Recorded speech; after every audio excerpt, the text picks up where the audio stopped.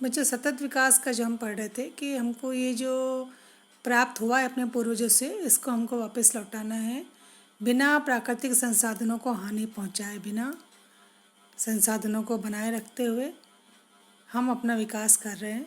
अर्थात ऐसा ना हो कि हमें जंगल मिल रहे हैं, अभी हमको दिखाई देते हैं, जंगली जानवर दिखाई दे रहे हैं, तो ठीक है हम उनको शिकार करके ख़त्म कर दें, जंगल सारे काट के रख दें, पानी हम सारा दोहन कर लें, तो हम आगे आने वाली पीढ़ियों को क्या देंगे। जैसे हमें भी पुरानी पीढ़ी से मिला है, तो हमें आगे आने वाली पीढ़ी को क्या करना है, इसको लौटाना है। तो ये जो प्राकृतिक संसाधनों के निरंतरत्व को बनाए रखते आर्थिक विकास किया जाता है, उसे सतत विकास कहते हैं। समावेशी विकास, समावेश करना, सब चीज़ों का समावेश। किसका समावेश? मतलब सभी लोगों तक विकास पहुँचे।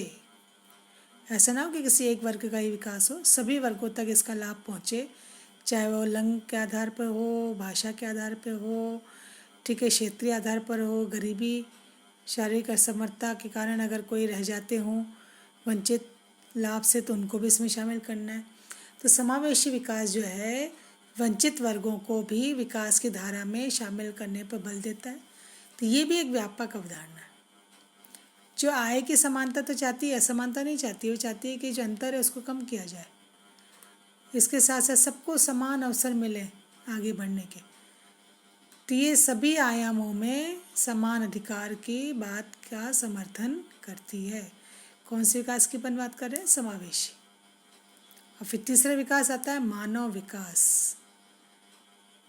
वही बात आ जाती है कि केवल आय अच्छे होने से विकास नहीं हो जाता है, उसके साथ साथ उसमें कई अन्य क्वालिटी भी होना आवश्यक है।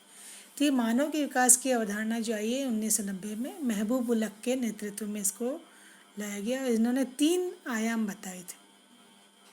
इनके अनुसार एक मानव का विकास तभी होगा जब 3 आयाम होंगे। एक तो ज्ञान तो उसमें होना ही चाहिए, स्वास्थ्य, जीवन प्रत्याशा जिसको नाम दिया गया है, मतलब उस देश में ये सब सुविधाएं होनी चाहिए, अच्छे स्वास्थ्य रहे वहाँ के नागरिकों का, जीवन स्तर, प्रति व्यक्ति आय जिसको अपन कहते हैं। इन तीनों को इसमें शामिल करके इन्होंने एक सूचकांक तैयार किया और उसका मूल्यांकन करने के लिए इन्होंने मनुष्य के लिए जो है विकल्पों का विस्तार होना चाहिए, और आर्थिक वृद्धि एक साधन है, साध्य नहीं है। इसके जरिए जो है व्यक्ति अपना विकास कर सकता है। तो विकास के स्तर को मापने, विभिन्न राष्ट्रों के बीच तुलना करने के लिए ये एक अच्छा सूचकांक माना गया। तो आय तो है ही, आय के साथ ज्ञान, स्वास्थ्य, इसको अपन कहते हैं, ये होना। तो ये अगर पूछा जाए कि मानव विकास के लिए 2 आयाम कौन से हैं, तो आय तो है ही, इसके अलावा ज्ञान और स्वास्थ्य, शिक्षा, ज्ञान है ना, शिक्षा का होना, ये बहुत आवश्यक सूचकांक माना गया है। ठीक है बच्चों, ये तो थी आर्थिक अवधारणा। अब इसमें अगला पार्ट आता है नियोजन। नियोजन है ना, प्लानिंग। आज आपके घर में कोई फंक्शन है, कोई कार्य है, तो हम उसके लिए भी प्लानिंग करते हैं। आप अपनी पढ़ाई के लिए भी प्लानिंग करते हो कि आज हमको अच्छे नंबर लाने हैं, तो हमें किस हिसाब से अपना टाइम सेट करना होगा पढ़ाई के लिए, कैसे हमें पढ़ना है कि सारे विषय इसमें कवर हो जाए। तो ऐसे जब एक व्यक्ति, एक परिवार अपने लिए जो है एक उपयोग में लाने के लिए किसी चीज़ को, उसकी एक प्लानिंग करता है, नियोजन करता है ताकि वह कार्य अच्छी तरह से हो जाए, तो उसी प्रकार एक राष्ट्र भी अपने देश में मौजूद जो संसाधन है उनका अधिक से अधिक उपयोग करके अपने लक्ष्यों को पूरा करना चाहता है। तो नियोजन क्या है? एक तकनीक है जिसमें क्या होता है कि जो भी संसाधन उपलब्ध है उनको एक तो प्राथमिकता के क्रम में रखना है, और फिर इसके द्वारा विभिन्न लक्ष्यों में अनुकूल आवंटन करके, उपयोग करके उनको प्राप्त करना है। ये इसका प्रयत्न यहाँ पर किया जाता है। देखिए यहाँ पर नियोजन का तारा, नियोजन वह तकनीक है जिसमें उपलब्ध संसाधनों का प्राथमिक क्रम में रख के निर्धारित विभिन्न लक्ष्यों में अनुकूलतम आवंटन करना और उपयोग करके उन्हें प्राप्त करने का प्रयत्न किया जाता है। पर जो हमारे पास है उसी को हम ज़्यादा से ज़्यादा जो उपयोग में ला सकते हैं। तो इसके लिए देखिए इन्होंने 3 इसमें घटक बताए हैं। पहला, जो भी संसाधन किसी देश में है उसको प्राथमिकता क्रम में, मतलब सबसे पहले किसका उपयोग करना है, फिर मतलब जो ज़रूरी चीज़ है उसको नंबर 1 पे, उसके बाद में इस तरह से इसको, फिर इस तरह से आपके ऊपर जो है लेके समझा सकती हूँ मैं, इससे आप विद्यार्थी हो तो एक विद्यार्थी के लिए पढ़ाई आवश्यक है, ना कि मनोरंजन अभी इतना इम्पोर्टेंट है।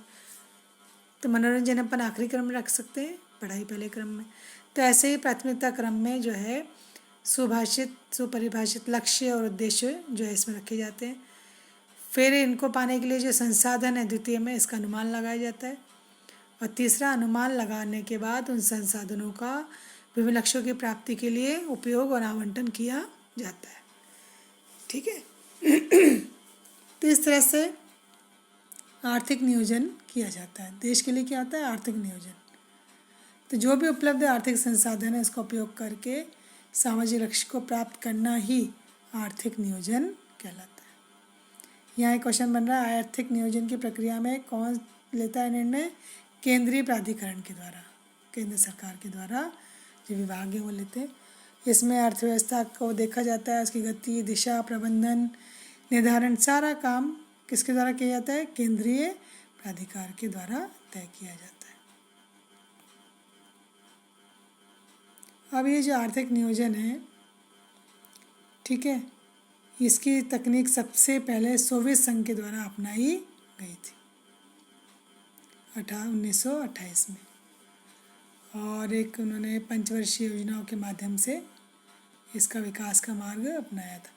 भारत में भी किया गया, और तीव्र विकास के लिए आर्थिक नियोजन के मॉडल जिन जिन देशों ने अपनाए उसमें भारत भी शामिल हो गया। तो यहाँ पर प्रश्न आता है कि आर्थिक नियोजन का जो प्रस्ताव है या जो विचार है उसको सबसे पहले किसके द्वारा किया गया? तो कई सारे विद्वानों ने किया 1930 से लेकर 40 के बीच में। यहाँ पे बच्चे एक इम्पॉर्टेंट बात आ रही है, देखिए एक पुस्तक का नाम दिया है, उनके लेखक का नाम ये आपको अंडरलाइन करना है। 1934 में सर एम विश्वेश्वरैया के द्वारा उनकी पुस्तक थी प्लान्ड इकोनॉमी ऑफ इंडिया। ये आपके लिए क्वेश्चन बनेगा, या तो बुक का नाम आ जाएगा तो लेखक पूछा जाएगा, या लेखक का नाम आके उनकी पुस्तक का नाम पूछा जाता है। और जब हम स्वतंत्र हो गए तो स्वतंत्रता के बाद सरकार ने जब योजनाएं बनाई तो पंचवर्षीय योजनाएं बनाई। तो पंचवर्षीय योजनाओं के लिए 1950 में योजना आयोग को एक उसका गठन किया गया। क्या काम था योजना आयोग का?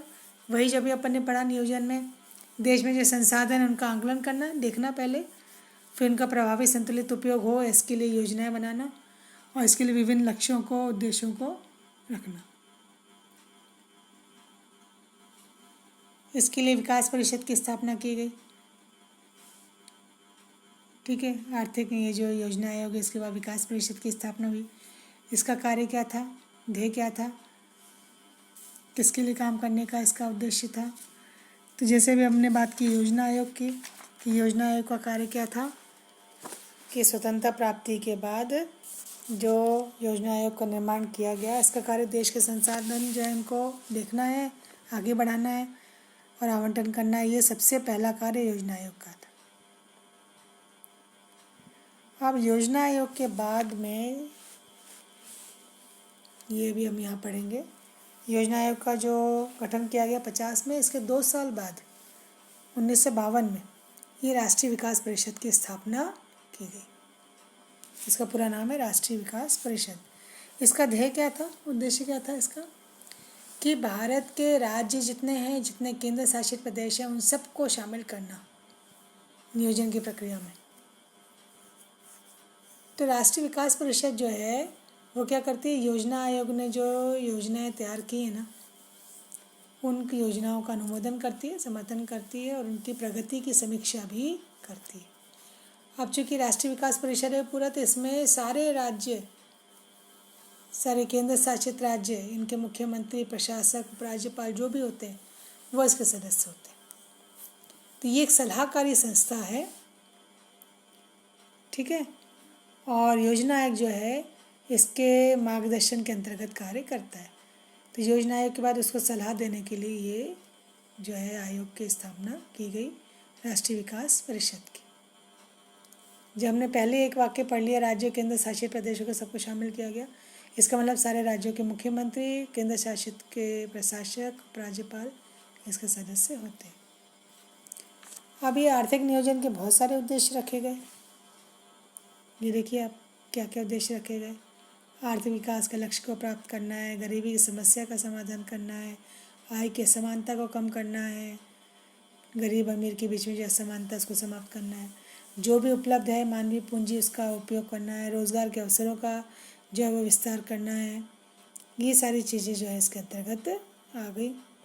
फिर आत्मनिर्भर बनाना है देश को, खाद्यान्न के क्षेत्र में, कच्चे माल के क्षेत्र में आत्मनिर्भर करना है, आधुनिकीकरण करना है, शिक्षा स्वास्थ्य सेवाओं का विस्तार करना है, स्थिरता लानी है आर्थिक विकास में, क्योंकि उसके बिना स्थिरता नहीं होगी तो अर्थहीन हो जाता है विकास। ग्रामीण विकास करना है, सामुदायिक सेवाओं का विस्तार करना है, ऊर्जा में वृद्धि करनी है और क्षेत्रीय असमानताओं की समाप्ति भी करनी है। तो ये इसके अंतर्गत लक्ष्य रखा गया। अब बच्चे एक बात ध्यान देना, ये जो आपके बुक में ये आप अपने तरफ से ढंग से पढ़ेंगे। देखिए एक तो ये पूरी सारणी आ रही है यहाँ पर पंचवर्षीय योजनाओं की, 12 पंचवर्षीय योजनाओं की, इनके सामने इनका समय दिया गया है और ये जो बच्चे समय है ये पूरा पैराग्राफ इसी का है। ये देखिए यहाँ से लेके यहाँ तक, क्योंकि कुछ योजनाएं बीच में रुकी हैं तो आप पहले वो ऊपर वाली सारणी देखेंगे, इसको पढ़ेंगे, फिर अनुमान लगाएंगे कब से कब तक कहाँ पे इसको रोका गया, क्या नाम दिया गया। जैसे एक बार हम बात कर लेते हैं कि 5-5 साल की जो योजनाएं थी 12 बन चुकी हैं, 5-5 साल के बीच में कुछ बीच में व्यवधान आए और 5 की जगह कहीं कहीं अलग अलग 1-1 साल की योजनाएं भी बनी। तो 66 से लेकर 69 तक कारण क्या थे? पाकिस्तान भारत युद्ध, सूखे की स्थितियाँ हो गई, मूल्य वृद्धि हो रही थी, महंगाई, संसाधनों का ज़्यादा उपयोग नहीं होता, क्षय हो रहा था। तो कुछ कारणों से क्या हो गया, तीसरी योजना तो बन गई, उसके बाद चौथी जो पंचवर्षीय योजना थी उसको बनाने में बाधा आ रही थी। तो क्या किया गया, 5 साल की ना बना करके 3 वार्षिक योजनाएं बनाई गई। इससे नाम दिया गया योजना अवकाश। ठीक है। और जब 5वीं योजना आई, ये चौथी तो ये होगी, 5वीं योजना जब आई तो उस समय थी सरकार किसकी? जनता सरकार। तो 5-5 साल की होती है ना ये, तो 5-5 साल से पहले ही इसको 1978 में समाप्त कर दिया गया और 78 से 83 के लिए एक अनवरत योजना प्रस्तुत कर दी गई।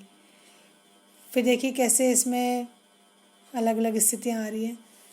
जब अनवरत योजना चलाई तो 80 में सरकार आई, कांग्रेस सरकार, उसने इस अनवरत योजना को समाप्त कर दिया और 80 से लेकर 85 तक छठी पंचवर्षीय योजना घोषित कर दी और 5वीं योजना को भी इसमें साथ में जोड़ दिया गया। तो ये जो 79-80 की योजना, इसको 1 वर्षीय योजना जो है वो कही गई। 90 में 8वीं पंचवर्षीय योजना आरंभ नहीं की जा सकी। ये सारा डिटेल आपको पढ़ के यहाँ पता चलेगा बच्चों। देखो 5-5 साल के लेके 51 से 56, 56 से 61, 61 से 66। तो 66 के बाद किससे शुरू होनी थी? ये 66 से लेकर के शुरू होनी थी। तो 66 की जगह कहाँ से शुरू हुई है? 69 से। तो वो अभी अपन ने जो पढ़ा था ना योजना अवकाश, वो वाला आ जाएगा इसमें। फिर 74 से 79, अभी हमने बात की 79 की जगह उसको 78 में ही समाप्त कर दिया गया। फिर 80 से 85, 85 से 90, 92 से 97, इस तरह से पूरी 12 पंचवर्षीय योजनाएं बनाई गई। तो हमें तो ध्यान देना है कहाँ कहाँ पर इसको बीच में रोका गया, किस कारण से रोका गया, उस समय योजना को क्या नाम दिया गया। और अंतिम वाली जो योजना है 12वीं पंचवर्षीय योजना, इसका एक पूरा क्वेश्चन बनता है कि इसमें लक्ष्य क्या रखे गए थे। ठीक है। तो इसमें तीव्र समावेशी धारणीय विकास रखा गया, 8% की दर से लक्ष्य जो है रखा गया। और क्या क्या सोचे गए इसमें? गरीबी निवारण करेंगे, बेरोजगारी में कमी लाएंगे, शिक्षा स्वास्थ्य सेवा का विस्तार करेंगे, ये लक्ष्य इसके अंतर्गत रखे गए। बच्चे अभी अपन ने जो बात की थी अनवरत योजना, उसका यहाँ पे अर्थ दिया गया, अनवरत योजना क्या होती है। ठीक है। अब अंत में फिर इसके बाद आएगा बच्चों अपना नीति आयोग के बारे में। अब नीति आयोग क्या है? नीति आयोग बच्चों जो है ये योजना आयोग की जगह बनाया गया। ये अभी हमने जो योजना आयोग पढ़ा था ना पंचवर्षीय योजना के लिए, उसकी जगह इसका जिसको लाया गया। और 2015 में यहाँ लिखी दिया है 2015, 1 जनवरी 2015 को इसका जो है एक संकल्प लेके इसकी स्थापना की गई। एक बात ध्यान रखना कि जो भी इसका अध्यक्ष होता है वो प्रधानमंत्री होता है।